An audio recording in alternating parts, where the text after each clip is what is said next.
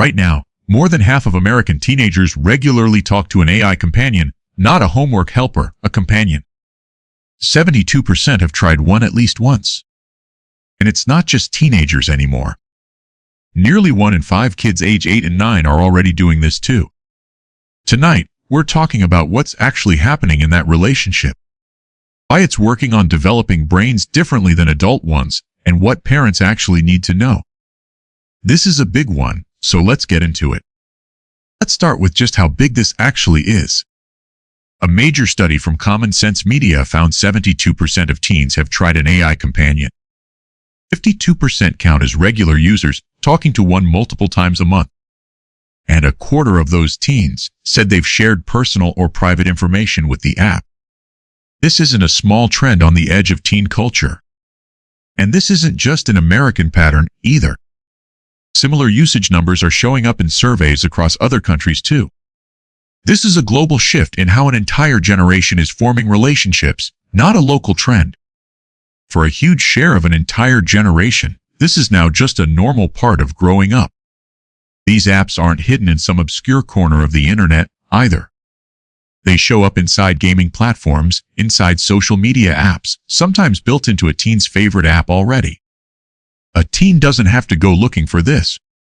Increasingly, it finds them first. There's another risk worth naming directly, even though it's uncomfortable. Child safety researchers have flagged that some of these apps can expose minors to sexual or age-inappropriate content. This is a major reason a leading child safety organization called the risk unacceptable for anyone under 18. Most platforms have safeguards in place, but reviewers have found those safeguards are inconsistent. So what exactly are these apps for anyone who hasn't seen one up close? Unlike a homework helper, companion apps are built to feel relational. They present themselves as a friend, a confidant, sometimes even a romantic partner. Most let a teen fully customize the character, the name, the personality, even the relationship type. It remembers past conversations, adapts to their mood, and is available at any hour of the night. Over time, without any single dramatic moment, it can start to feel less like software, more like a real relationship. Some teens appear more drawn to this than others. Research points to lonely teens, and neurodivergent teens in particular, forming especially strong attachments. For a teen who finds real-world social interaction exhausting, an AI that never judges can feel like real relief. That's not a character flaw. It's exactly why understanding the appeal matters more than just condemning it. So why does this land so differently on a teenage brain than an adult one? The teenage brain is still developing the exact systems responsible for judgment and impulse control. That makes it especially sensitive to constant validation and instant emotional reward.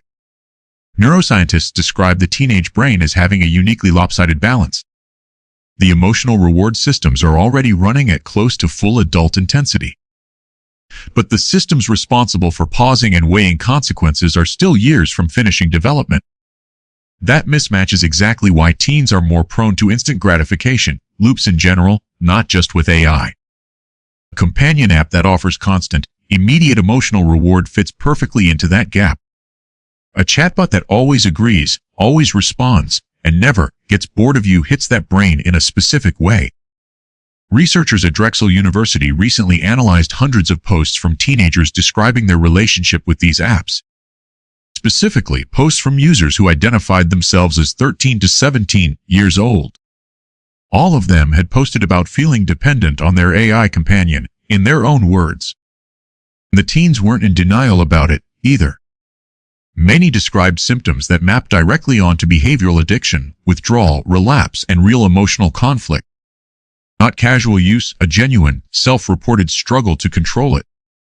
About a quarter of those posts described using the chatbot specifically to cope with loneliness, or to process feelings they didn't feel safe sharing with an actual person. A natural question here is, why not just talk to a real friend instead? For a lot of teens, the honest answer is, a real friend might judge them, or tell someone else. An AI companion never does any of that. It's always available, always patient, and structurally incapable of getting tired of you. That combination is exactly what makes it appealing, and exactly what makes it risky as a primary support. There's one more data point worth sitting with from earlier. Nearly a quarter of teen AI companion users say they've shared private, personal information with the app. Information that, in a real friendship, might take months of trust to share.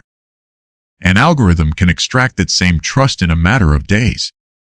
And remember, this isn't limited to teenagers. Separate research found around 1 in 5 preteens are already using AI chatbots as companions too.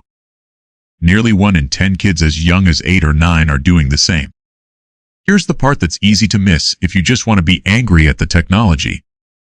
These teens aren't turning to AI because they're broken. They're turning to it because it's meeting a real emotional need, often one not being met anywhere else. That reframe matters because it changes the question. It's not simply, is AI bad for my kid? It's, what need is this filling, and is there a healthier way to fill it? If you've watched our video on the psychophancy trap, part of this will sound familiar. The same mechanism that flatters adults into overconfidence hits a developing brain even harder. A teenage brain is still learning how to handle disagreement and rejection from real people.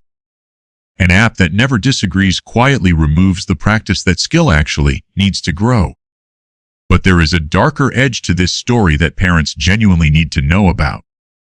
Multiple lawsuits have now been filed against AI companion companies. Families allege that a chatbot relationship played a role in their teenager's mental health crisis. And in a small number of the most serious cases, their death. These are allegations, working through the court system, not proven facts. That distinction matters, and it's worth holding carefully. But they were serious enough that some of these companies have already agreed to settlements. And serious enough that a leading child safety organization rated AI companions an unacceptable risk for anyone under 18. Regulators are starting to respond too.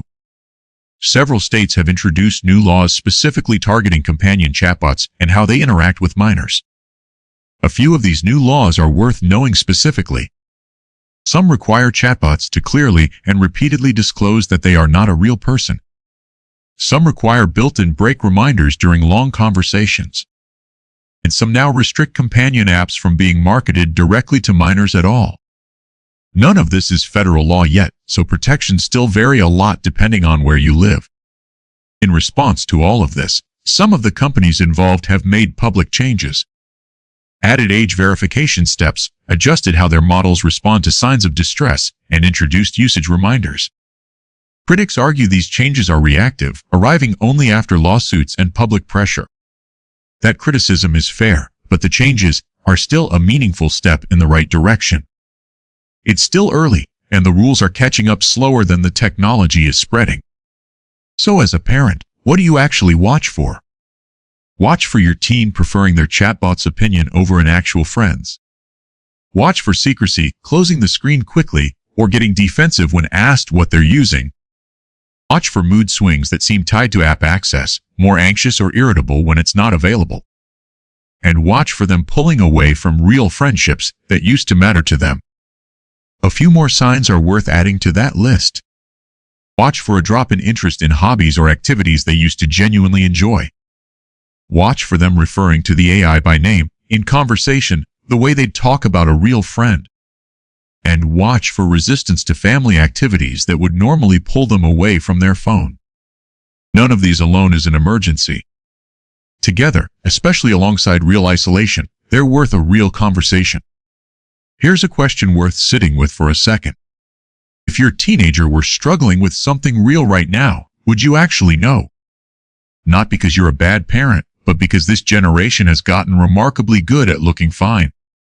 So what actually helps if you notice this happening? Don't lead with panic or an outright ban. For most teens, that just pushes the behavior further underground. Get curious instead, ask what they actually like about it, and really listen to the answer. Make sure they know a real adult is available for the hard conversations too, not just as a backup plan. A few concrete steps can help beyond just watching for signs. Keep some tech-free time built into the week, meals, car rides, moments that stay protected. Model healthy AI use yourself. Kids notice how the adults around them treat their own screens. And if your teen is open to it, look at the app settings together.